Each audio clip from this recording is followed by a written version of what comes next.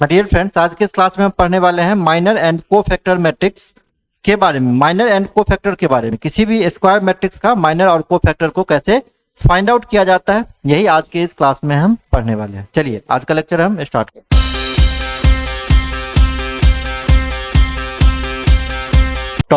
हैं। टॉपिक है minor and cofactor.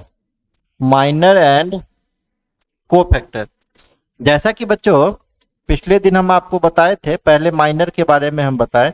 जैसा कि पिछले दिन हम आपको बताए थे, अगर मान लेते हैं a इज इक्वल टू हम a11, 12, 21 और 22 एक स्क्वायर मैट्रिक्स मान लेते हैं। क्लियर? तो अगर इसका डिटर्मिनेंट निकालने कहेंगे तो ऐसे डिनोट करते थे, या डिटर्मिनेंट ऑफ ऐसे डिनोट करते थे।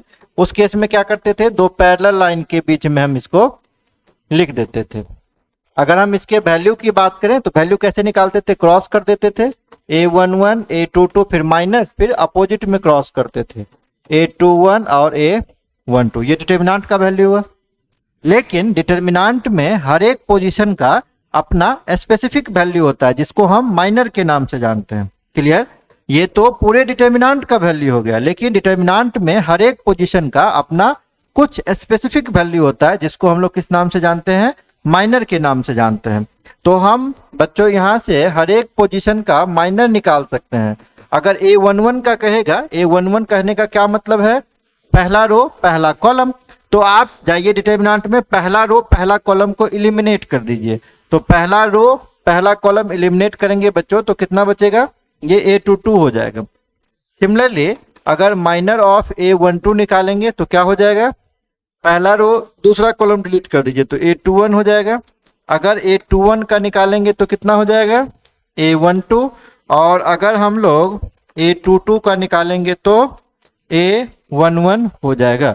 आप कहेंगे सर ये तो 2/2 का है, 3/3 रहेगा, तो क्या करेंगे, 3/3 के केस में भी सेम तरीके से निकलेगा। जैसे मान लीजिए b इज इक्वल टू हम मान लेते हैं a11, 12, 13, 21, 31, 22, 32, 23, 33, ये एक मैट्रिक्स मान लिए।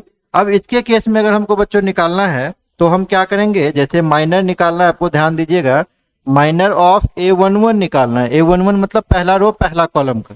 तो पहला रो पहला कॉलम इलिमिनेट कर दीजिए, 4 एलिमेंट आपके पास बच गया, चारों एलिमेंट का आप डिटर्मिनेंट निकाल दीजिएगा। 4 एलिमेंट बच गया आपके पास, a22, a32, a23, a33।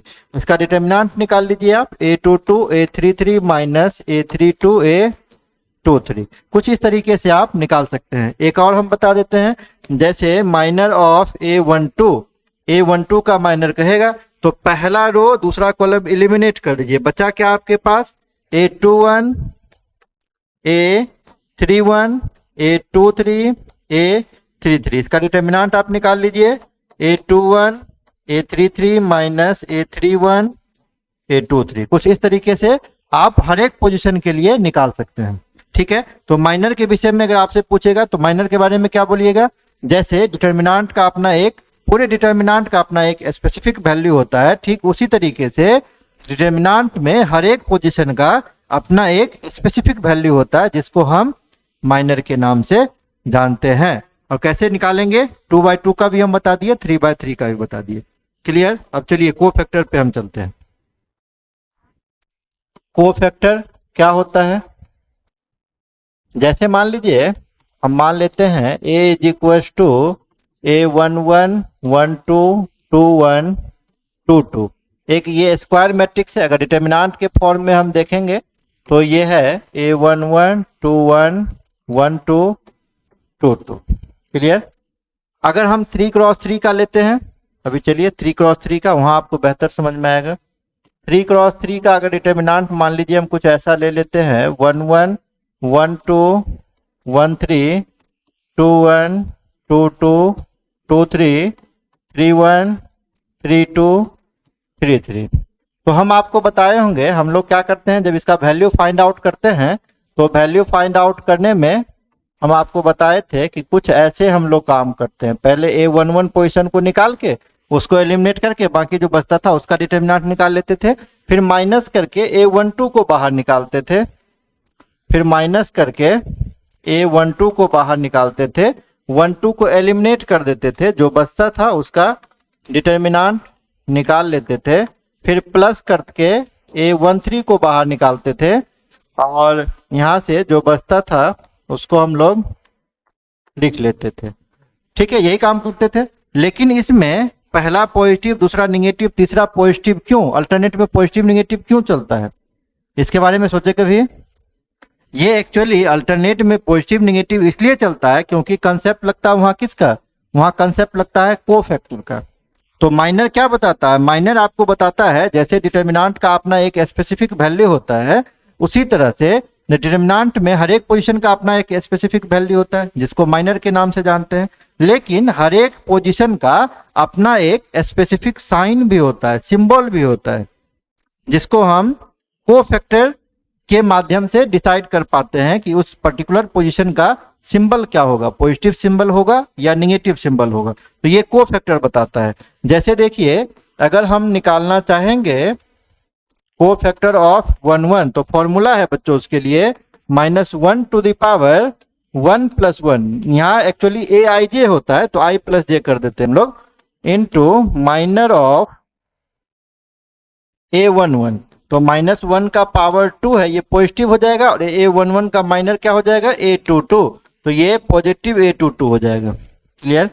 अगर हम लोग कोफैक्टर निकालते हैं 1 2 का, तो -1 का पावर 3 इंटू माइनर A12 का माइनर क्या हो जाएगा, A21, तो वैल्यू -A21 हो जाएगा। सिमिलरली अगर हम लोग A21 का निकालेंगे तो -1 का Q इंटू माइनर इसका A12 हो जाएगा, तो -A12, और जब A22 का निकालेंगे तो -1 to the power 4 into A22, तो ये प्लस A11, तो यहां से वैल्यू क्या हो जाएगा आपके पास, +A11 हो जाएगा। क्लियर? ये 2/2 के लिए। अब चलिए हम यहाँ पे निकालते हैं, तो यहाँ पे अगर हम लगाएंगे इस पोजीशन के लिए तो -1 टू द पावर 1 + 1 क्या हो जाएगा, -1 की पावर 2, इवन नंबर है तो ये पॉजिटिव हो जाएगा।